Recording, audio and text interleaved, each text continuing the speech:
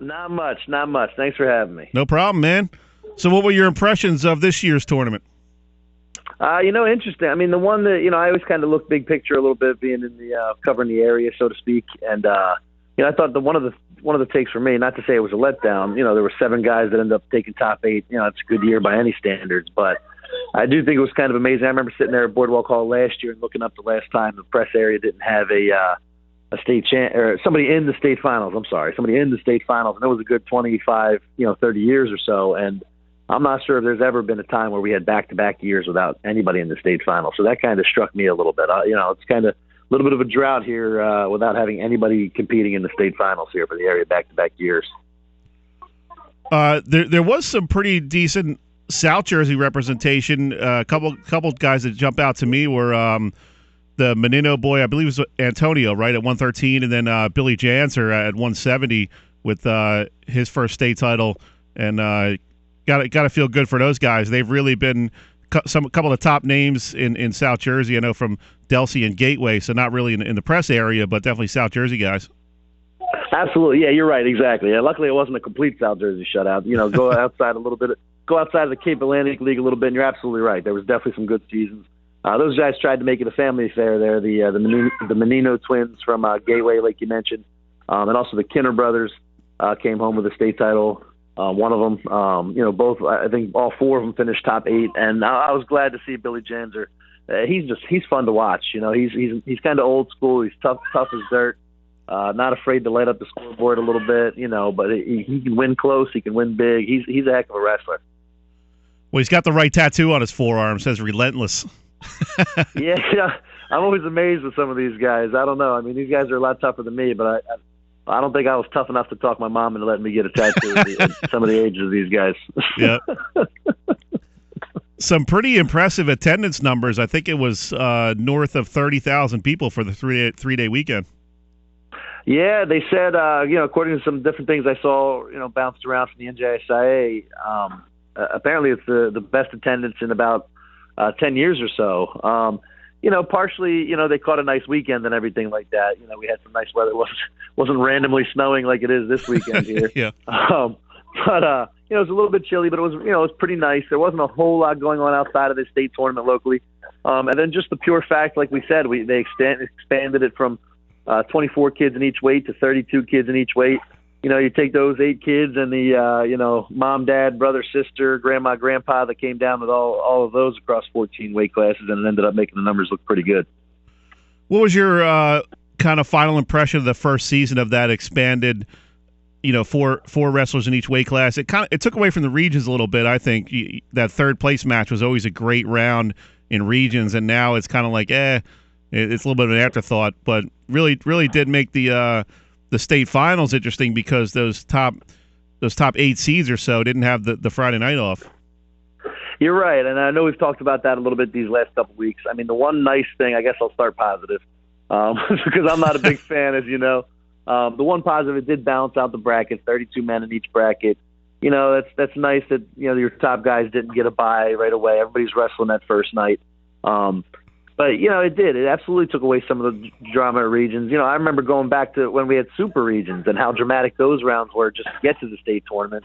They kind of compacted super regions into 3 days of regions. And, yeah, you're right. Those third, fourth place matches of regions, they were some of my favorite matches of the year because, seasons ended that day. Some guys were thrilled to wrestle another week and go to states, and, and half the guys in the matches were done for the year. So it did take a lot of it. You saw some forfeits in the third, fourth place matches. Although I will say, I think I saw statewide, I did see somebody put together, somebody with a lot more free time than me, took the time to see how many fourth place guys in the region ended up finishing on the podium. I think there were 4 guys that did finish in that fourth place spot that wouldn't have qualified for states in past years that did work their way into the top 8 in the state. So, I guess that's a little bit of proof for anybody that kind of supports going to 32 that there was a little bit something to it at least. I wonder how much that affected the top seeds because you did see in a bunch of these weight classes where the number 1 seed didn't make it to the finals. Yeah, and that's one of those things. I mean, you could make that argument one way or another in terms of, that's one of the reasons you work all year is to get that by a little bit, let these other guys beat each other up in front of 10,000 people, then coast into the prelims. But Now you had to win 5 matches. You know, if you were one of those top seeds in years past, you only had to win 4.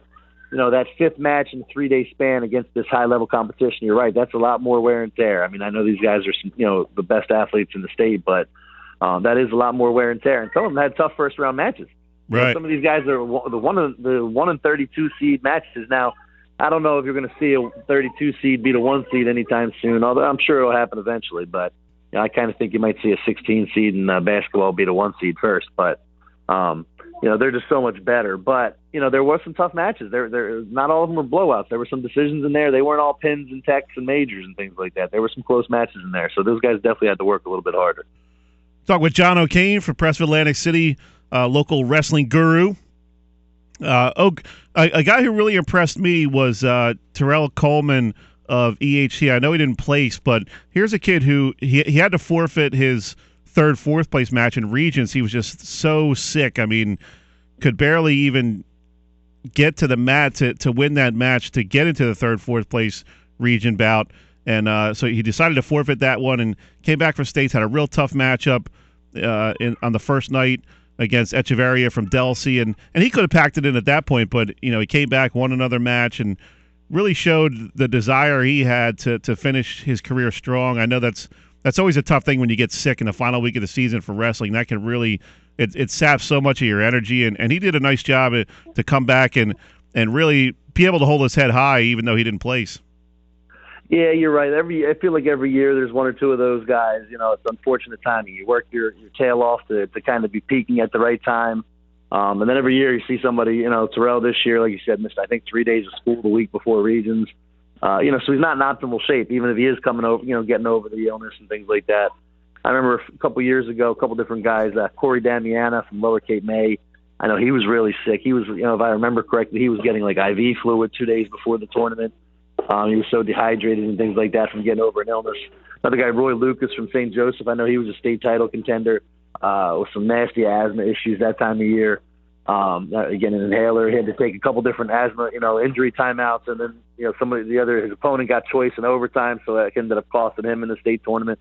Yeah, it's lousy, you know, especially, and I feel like it always happens to seniors too. You never see that happen in the underclassmen. Right. Like these guys on, like, you know, taking their last run, and all of a sudden they get sick. And at that level, when everybody's so good, it's tough. And that's the other thing that struck me too. I hate to sound like that negative guy. Maybe I've been, you know, doing it too long. I'm always looking for the negative. But you know, and speaking with Mike Kayaz, and I'm sure we'll mention him in a second too. But you know, he's just floored. And even after 30 years of coaching at DHT, he's just floored with how talented the tournament is. I mean, even Pennsylvania, which is known as, like, you know, they've probably got a little more wrestling talent, you know, a lot of people would say, than New Jersey, but they have 4 different state tournaments, so you don't really get your true state champion. New Jersey is one of the few states, you know, probably about a handful of states in the country that crowns 1 state champ at each weight. So all these hundreds of schools around the state, they whittle it down to 1 state champion at each weight class. So if you finish top 8, and some of these guys that don't even finish top 8, but if you get top 8 in the state of New Jersey, you're one of the best in the country. Good stuff, Oak. As always, we're up against the break. Got to let you go, but we appreciate you taking some time here at the end of the wrestling season to keep us up to date. Hey, not a problem. Love talking wrestling all year, man. Thanks for having me. All right, man. Have a good weekend, Oak. Thanks, bud. Have a good one. Take care.